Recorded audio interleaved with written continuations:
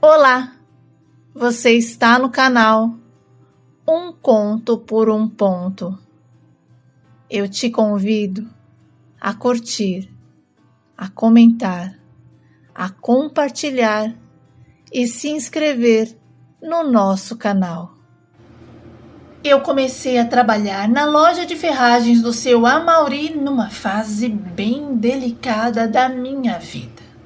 E sabe, a separação ainda era recente e parecia que tudo tinha ficado fora do lugar de uma vez só, porque o meu marido saiu de casa depois que eu descobri o caso com uma colega de trabalho. E sabe o que mais me doía? Não era o fim do nosso casamento, era a sensação de ter sido trocada com tanta facilidade. E o Renato não queria ajudar com a pensão da nossa filha, que tinha apenas 2 anos. E aí eu precisei colocar tudo na justiça, mesmo sabendo que esses processos demoravam e que a necessidade dela, isso não podia esperar. E foram 6 meses sem emprego, vivendo apertada, tentando manter uma rotina que não desmoronasse diante da Mônica. E o que me sustentou naquele tempo foi a mão da minha mãe estendida na direção certa. E quando ele foi embora, foi ela quem me acolheu, me deixou morar na edícula no fundo da casa dela. A minha mãe sempre dizia que quem saía da casa da mãe dificilmente conseguia voltar. Não por rebeldia, mas porque a vida moldava, empurrava para frente e retornar parecia até um tipo de regressão. E talvez por isso, em vez de simplesmente me trazer de volta para dentro da casa, ela decidiu algo mais delicado. A edícula que ela costumava alugar ficou para mim. E ali eu podia estar perto, me refazer, sem sentir que eu estava voltando atrás. E sinceramente, a ajuda da minha mãe era tudo que eu precisava, sabe? E eu sempre gostei de trabalhar com vendas, de lidar com pessoas, de sentir que o dia tinha movimento, resultado. E talvez por isso, quando eu passei em frente à loja de ferragens e vi a placa dizendo que precisavam de vendedores, eu entrei sem pensar muito e falei com a esposa do dono. E ela pediu para que eu voltasse na segunda-feira cedo para conversar com o seu Amaury, dizendo que ele gostava de conhecer quem ia trabalhar ali, de perceber se a pessoa tinha jeito certo para a loja. E então eu saí dali com um fio de esperança. E na segunda-feira, antes mesmo do horário de abrir, eu já estava esperando na porta. Eu tinha deixado a Mônica com a minha mãe, que já era aposentada, e foi quem desde o começo se ofereceu para cuidar da neta, enquanto eu me organizava. E sabe de uma coisa? Saber que a minha filha estava segura me deu coragem para chegar cedo, antes mesmo do horário, e esperar na porta da loja. E quando o seu Amaury e a esposa chegaram e me viram ali, me deram um bom dia com aquele de quem observa mais do que fala. Então, disseram que eu tinha chegado cedo demais, mas que aquela postura já mostrava compromisso. E naquele momento eu senti que uma vaga pelo menos era minha. E no fim do expediente eu fui informada de que eu estava contratada e que já poderia levar a minha carteira profissional para o registro. E eu saí dali com o coração mais leve. E olha que aquela loja de ferragens foi uma benção na minha vida. Não era só o salário e a comissão que já faziam diferença para quem estava recomeçando, mas também tinha ticket restaurante, a cesta básica e a promessa de um convênio que logo seria liberado. E para quem vinha de meses de incerteza, Aquilo parecia mais do que um emprego, era uma chance real de respirar e reconstruir a vida com um pouco mais de segurança. E aconteceu que os vendedores mais antigos viviam brincando entre si, sabe? Sempre com um comentário sobre o filho dos donos, o Júnior. Diziam que ele estava de férias, embora desse a entender que ele vivia sempre de férias. E já me avisaram que não era para eu me assustar quando ele aparecesse. Falaram que ele era todo mulher, que usava saia, salto alto, maquiagem, unhas longas postiças e repetiam que os pais morriam de vergonha, mas que não tinham o que fazer. E não era só um comentário neutro, sabe? Nenhuma informação dita assim com naturalidade. Havia até um certo deboche no tom e aquele tipo de ironia que tenta transformar a vida do outro em piada. E eu escutava em silêncio. Eu sentia até um desconforto que eu não sabia explicar direito, porque eu percebia que não estavam apenas contando um fato, era julgando alguém sem que essa pessoa estivesse presente para se defender. Bom, e meses depois que eu já estava trabalhando na loja, o Júnior apareceu. E não foi como os comentários que eu tinha ouvido, porque ele chegou bem arrumado, cheiroso, usando roupas femininas com uma naturalidade, mas havia nele um cuidado em cada detalhe, mas também havia uma serenidade. E ele cumprimentou os vendedores um por um, apertando a mão de todos, perguntando como estavam, como se nada do que eles falavam pelas costas tivesse qualquer peso sobre ele. Não havia provocação, só educação, e quando chegou a minha vez, ele olhou com atenção e disse que eu era nova ali. E falou que pelo meu jeito eu parecia alguém do bem porque tinha sentido a minha aura. E eu não sabia exatamente o que pensar sobre aquilo, sabe? Mas eu senti que ele estava falando sério. Não havia ironia, não havia encenação. Era como se ele tivesse aprendido a ler as pessoas para se proteger do mundo. E naquele instante eu percebi que por trás das risadas dos outros existia alguém humano, amoroso, gentil. E com o tempo a gente foi se aproximando de verdade. A convivência da loja virou uma conversa no fim do expediente, depois virou um café, depois virou visita em casa. E quando eu percebi, pronto, o Júnior já fazia parte da minha rotina como se sempre estivesse estado ali. E ele começou a frequentar a minha casa com naturalidade, sentava no chão para brincar com a Mônica e num desses dias decidiu que queria ser o padrinho dela. E então ele adotou a minha filha como a afilhada do coração e enchia a minha menina de presentes, levava a gente ao shopping, aos parques aquáticos e fazia questão de proporcionar momentos que, sinceramente, eu sozinha não teria como oferecer. E naquele momento da minha vida, então, nem se fala. E ele dizia que padrinho era para essas coisas mesmo, para estar presente, para cuidar, para criar memórias boas.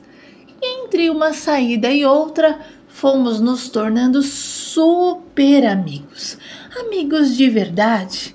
Então, daqueles que te escutam, que desabafam sobre dores que não mostram para mais ninguém. E eu falava das minhas inseguranças, do processo na justiça que parecia não andar, do medo constante de não dar conta. E ele me falava das próprias angústias, da solidão que às vezes vinha mesmo quando ele dizia que nunca estava sozinho.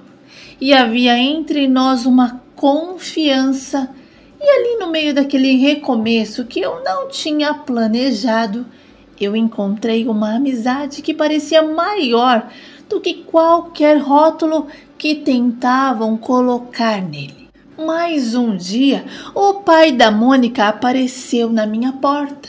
Olha, ele estava nervoso, estava falando alto e disse que eu era uma folgada porque, por minha culpa, ele estava todo enrolado, tinha que pagar a pensão atrasada e falava como se a culpa fosse minha por ele não ter feito o que era obrigação dele desde o começo.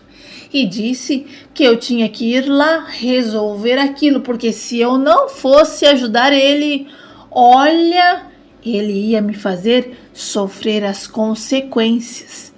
E aí ele começou a me dizer que ganhava pouco, que estava apertado e que tinha que dar dinheiro ainda para mim, como se a pensão fosse um favor e não uma obrigação. E falava com uma voz alterada, repetindo que nada daquilo era justo. E eu senti o cheiro de bebida enquanto ele se aproximava. E ele começou a se aproximar mais do que devia. E de repente, sem que eu percebesse, ele me empurrou e me bateu. E foi tudo tão rápido, sabe? Eu não esperava por aquilo, porque o Renato nunca, mas nunca tinha levantado a mão para mim antes. E a verdade era que eu não estava preparada para aquilo. E eu fiquei sem reação por alguns segundos, tentando entender o que estava acontecendo. E foi a minha mãe quem começou a gritar. E a Mônica começou a chorar alto, um choro desesperado. E aquilo fez ele parar como se tivesse acordado de um susto maior do que o meu. E ele caiu em si e começou a chorar também, pegou a nossa filha no colo e começou a ficar repetindo que era bom, que ela não precisava chorar, e depois foi embora. E foi a minha mãe que me ajudou a me levantar do chão, porque eu estava até atordoada. Aí ela me segurou pelos braços e me levou para dentro. Eu estava toda dolorida, porque o Renato tinha me dado murros fortes e parecia até que ele estava batendo num saco de pancadas e não em alguém que tinha dividido a vida com ele. E eu senti uma dor até para respirar, dor para mexer os braços, dor para pensar. E a minha mãe ainda estava nervosa. Ela ligou para o Júnior e contou o que tinha acontecido. Olha, eu mal conseguia prestar atenção na conversa, mas eu só sei que ela disse para ele vir me ver. E então eu fui tomar um banho para deixar a água me renovar. E foi então, depois do banho, que a mamãe pediu para que eu me deitasse, descansasse um pouco e que eu não me preocupasse com a Mônica. E aí eu me deitei porque, sinceramente, eu estava sem forças. E me deitei e dormi de verdade. E só acordei com a sensação de alguém ao meu lado, me abraçando com cuidado. E por um segundo, eu não soube nem onde eu estava. Eu só reconheci depois o perfume e o jeito delicado do toque. Era o Júnior. E com dificuldades eu me levantei e sentei na cama. O Júnior também se levantou, olhando para mim com uma preocupação, e perguntou como eu estava. E eu disse que eu estava dolorida, que parecia até que o corpo inteiro estava doendo. E então ele sugeriu que eu ficasse deitada por mais um pouco. Disse que ia pegar a sopa que a minha mãe tinha deixado pronta, mas eu falei que estava sem fome, que eu só queria ir no banheiro e que ele não precisasse se preocupar com nada. E mesmo assim, ele ficou ali por perto, acompanhando com um olhar. E eu fui até o banheiro e quando eu voltei, sentei de novo na cama. E o Júnior ficou ali sentado ao meu lado, respeitando o meu silêncio. E depois que eu me deitei de novo, o Júnior segurou a minha mão com um cuidado e começou a falar umas palavras tranquilas, tentando acalmar o que ele via em mim e talvez também o que sentia por dentro. Disse que eu não estava sozinha, que ele estava ao meu lado e que eu podia contar com ele para tudo. Falou que me amava de um jeito. Olha, era um jeito que ele nem sabia explicar direito. E ele foi se aproximando devagar e me beijou. E eu? Bom, eu não recuei.